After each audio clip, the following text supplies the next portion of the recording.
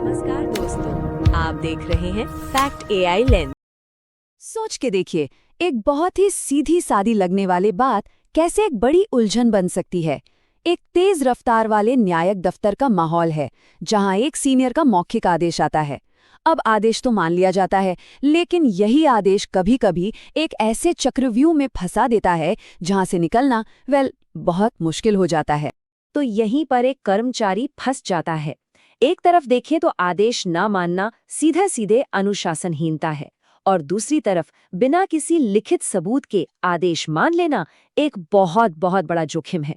ये एक ऐसी दुविधा है जिसका कोई आसान सा जवाब है ही नहीं। तो असली सवाल ये उठता है कि अगर किसी सीनियर के मौखिक आदेश पर दी गई कोई फाइल गुम हो जाए, तो फिर आखिर जिम्मेदार कौन होगा? यही वो बड़ा सवाल है जिसका जवाब आज हम ढूंढने वाले हैं। तो आज हम इस पूरी गुत्थी को स्टेप बाय स्टेप सुलझाएंगे। हम समझेंगे कि ये दुधारी तलवार आखिर है क्या, इससे बचने का सुरक्षा कवच कौन सा है, अगर जांच हो तो उसका सामना कैसे करना है, उस दौरान करियर पर क्या असर पड़ता है, और फिर आखिर में अंतिम फैसला कैसे सब कुछ पलट सकता है। तो चलिए शुरू करते हैं। चलिए सबसे पहले इसी दुधारी तलवार को ठीक से समझते हैं। आखिर ऐसा क्यों है कि मौखिक आदेश नौकरी का एक जरूरी हिस्सा भी हैं और साथ ही एक बहुत बड़ा प्रोफेशनल रिस्क भी? देखिए, कानून इस मामले में बिल्कुल साफ है। एक कर्मचारी अपने सीनियर के आदेशों को मानने के लिए बाध्य है, चाहे वो लिखित हो या मौखिक हो। और यहाँ एक और पेच है, अगर कोई कर्मचारी लिखित आदेश मांगता है ना, तो उसे भी आदेश की अवज्ञा या कहें तो इनसबॉर्डिनेशन माना जा सकता है। मतलब साफ है, मना करने का ऑप्शन ही नहीं है। तो सोचिए, एक कर्मचारी एक ऐसे मुश्किल चौराहे पर खड़ा है।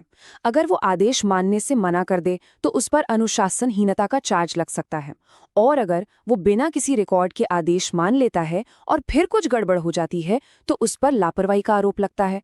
ये बिल्कुल वही क्लासिक कैच-22 वाली स्थिति है कि भाई करें तो क्या करें।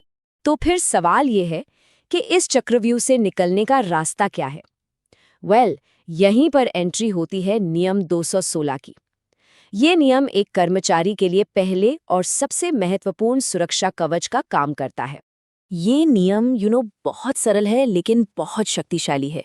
ये सीधे सीधे कहता है कि जैसे ही पता चले कि कोई फाइल या रिकॉर्ड गायब है, इसकी लिखित सूचना रिटन इन्फॉर्मेशन तुरंत पीठासीन न्यायाधीश को देनी है। एक बात ध्यान में रखने वाली है, ये किसी से टकराव के लिए नहीं है, ये अपनी आत्मरक्षा के लिए है।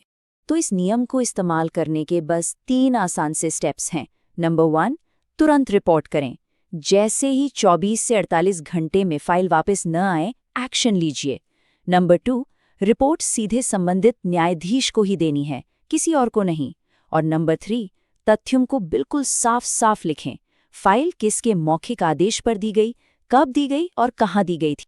और ये देखिए, ये एक बेहतरीन उदाहरण है कि ये रिपोर्ट कैसी दिखनी चाहिए। इसकी भाषा एकदम पेशेवर और टू द पॉइंट है। इसमें साफ लिखा है कि फाइल मौखिक आदेश पर दी गई थी और अब वो कस्टडी में नहीं है। यकीन मानिए, यही छोटा सा दस्तावेज आगे चलकर किसी भी जांच में सबसे बड़ा बचाव बन सकता है। अच्छा, अब कहानी में एक नया मोड़ आता है। मान लीजिए रिपोर्ट फाइल करने के बावजूद एक विभागीय जांच शुरू हो जाती है।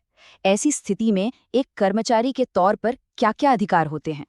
यहाँ एक बहुत ही दिलचस्प कानूनी पॉइंट समझना जरूरी है। देखिए, क्रिमिनल केस में आरोप को बियॉन्ड अ रीजनेबल डाउट यानी संदेह से परे साबित करना होता है, मतलब 100%।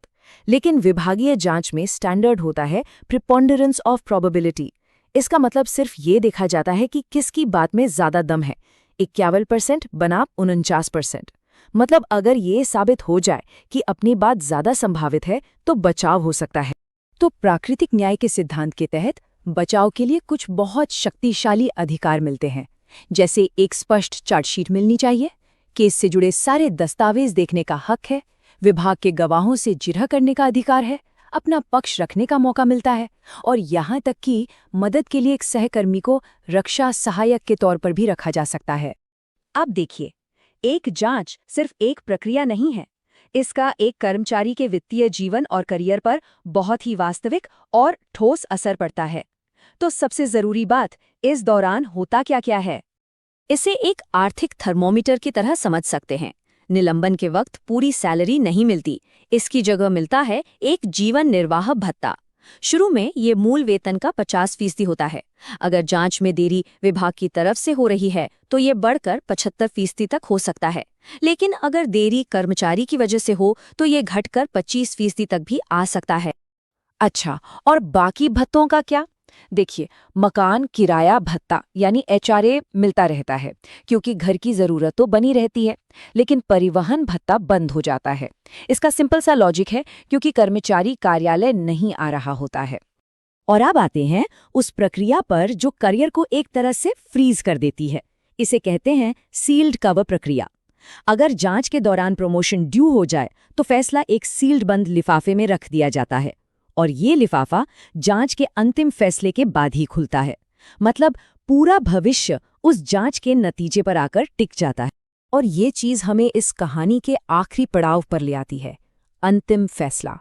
यहाँ हम देखेंगे कि दोष मुक्ति कितने तरह की होती है और उनका एक कर्मचारी के करियर और वित्त पर कितना गहरा असर पड़ता है। लेकिन देखिए, हर बरी होने का मतलब एक जैसा नहीं होता। दोष मुक्तियां दो तरह की होती हैं। पहली है सम्मानजनक दोष मुक्ति, जिसका मतलब है कि कोई पूरी तरह से निर्दोष साबित हुआ है। ऐसे में सारा पिछला वेतन, प्रमोशन सब मिलता है। दूसरी है संदेह का लाभ, जिसका मतलब है कि सबूतों की कमी के कारण छोड़ दिया गया, निर्दोष साबित नहीं किया गया। ऐसे केस में विभाग पिछला वेतन देने से इनकार कर। तो सम्मानजनक दोष मुक्ति सच पूछें तो करियर के लिए एक रीसेट बटन की तरह है। ये जैसे समय को पीछे ले जाकर सब कुछ वैसा ही कर देती है जैसा जांच से पहले था। रुका हुआ वेतन, रुका हुआ प्रमोशन, सब कुछ पिछली तारीख से वापस बहाल कर दिया जाता है। तो इस पूरी चर्चा से 3 सबसे जरूरी बातें हैं जो ध्यान में रखनी है। नंबर 1, दस्तावेज ही सबसे बड़ा कवच है। हमेशा हर चीज का रिकॉर्ड रखें।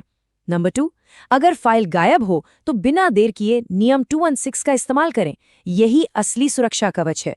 और नंबर 3, अपने अधिकारों को जानें और उनका इस्तेमाल करने से कभी मत हिचकिचाएं। और आखिर में हम एक सवाल के साथ इस बात को खत्म करते हैं। क्या ये मौखिक आदेश सिर्फ काम चलाने की एक प्रशासनिक सुविधा है, या फिर ये सिस्टम का एक ऐसा जोखिम है जिसका बोझ हमेशा सबसे निचले स्तर के कर्मचारी पर ही पड़ता है? इस पर सोचिएगा जरूर। आप देख रहे थे फैक्ट AI लेंस, तथ्यों से परे सोच की एक नई नजर। अगर विश्लेषण उपयोगी लगा तो चैनल को सब्सक्राइब करें।